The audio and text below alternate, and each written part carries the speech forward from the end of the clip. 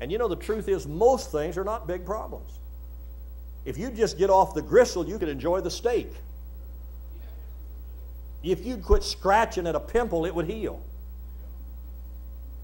But most folks don't know the difference in a cancer and a pimple. And they're just going to lance everything. You can't do that. Did you know the Bible said it's your own wisdom to overlook a sin, overlook a fault?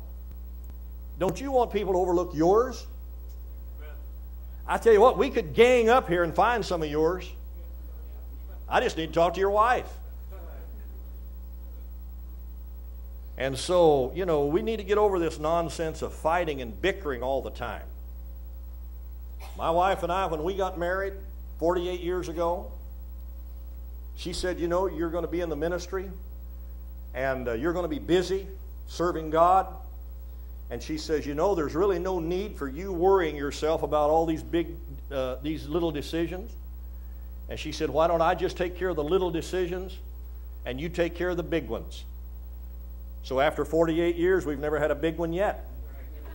See? But if one ever comes around, I'll take care of it, I guess. But husbands and wives, we're to walk in harmony. You know, you could get along. You don't have to have everything your way. In fact, in marriage, you can't have most things your way, and you don't need it that way. You love the other person. Husbands, love your wife even as Christ loved the church and gave himself for it. You don't have to win all the time. You're still the man. You prove it by shaving. But I think guys think, you know, that I'm the man around here. I have to win every argument, you know, and you have to do this, you know.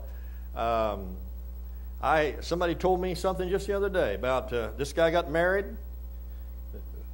Not long after they married, he said to his wife, he said, sweetheart, would you go make some coffee? And she said, no, that's the man's job. He said, well, it's not the man's job to get up and make the coffee. We know that, don't we, David? And so she said, well, it is so, it's in the Bible. He said, in the Bible? She said, yeah, it says Hebrews.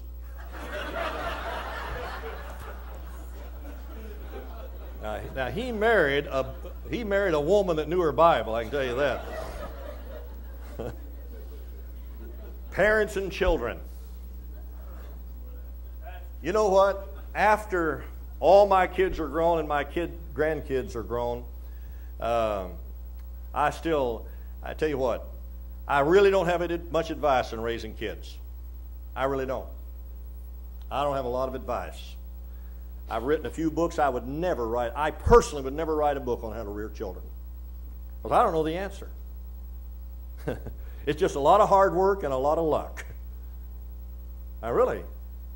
I mean, why is it that there are folks that are just mean as the devil and they have good kids? I mean, there are a lot of folks like that. They're mean as the devil and they have good kids. Have kids come to this church and serve the Lord. And there are other folks that are angelic and kids are mean as the devil. And then sometimes there are good folks and have good kids. It's just the grace of God. Now, you do everything you're supposed to do. Fathers, provoke not your children to wrath, lest they become discouraged. So I know some things a few things that I think you should do and not do. But they don't come with guarantees. None of them. There are no guarantees. You love your children. You be a friend to your children. Spend much time with your children. Lots of time with your kids. Spend time with them. I didn't say spend a lot of money on them. That's not the answer. You spend time with them. You play ball with them. You throw the frisbee with them. You take them to the park. You take them to McDonald's. You buy them a hamburger.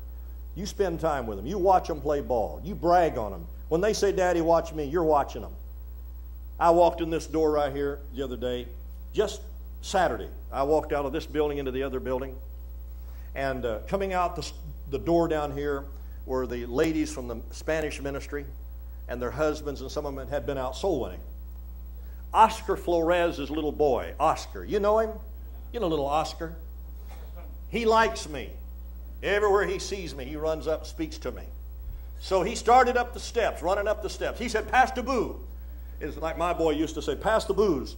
And he would say, He couldn't speak clearly. He wasn't asking for anything. But this little Oscar boy, little Oscar Meyer, this little kid said to me, Pastor Blue, my daddy's a preacher like you. I said, he's better than me.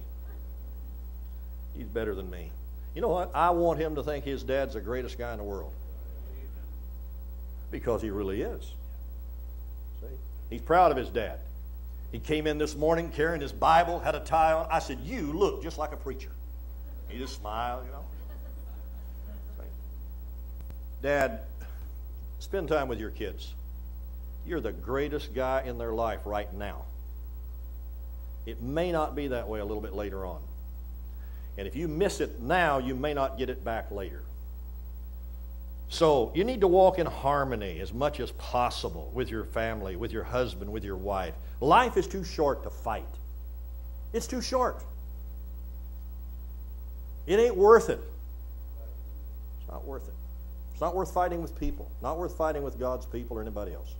Silly. Get over it. Get over it. And then, of course, at work, chapter 6 and verse 5 and 9, it talks about walking in harmony at work.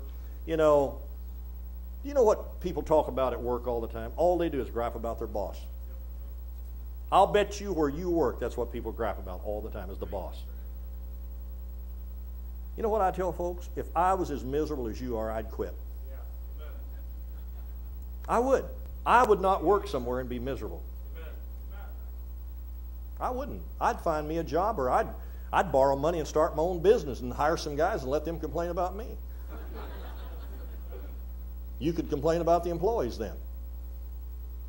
But, quit your griping about your boss. He is God's means to provide you butter and a roof over your house and groceries in your refrigerator. Don't you know that?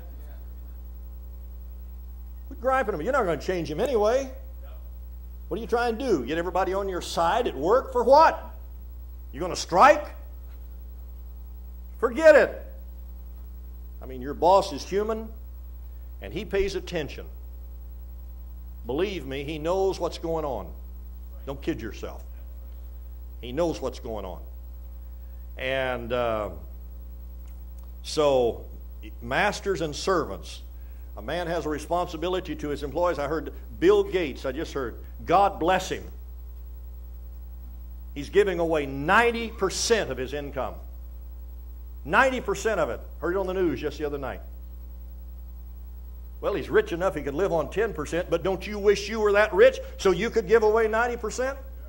Thank God for men and women who have been able to make money. Even if they're lost, they can give it to good causes. So you ought to thank God that God has raised up a company or a business or something so you could have a job, so you can take care of your needs.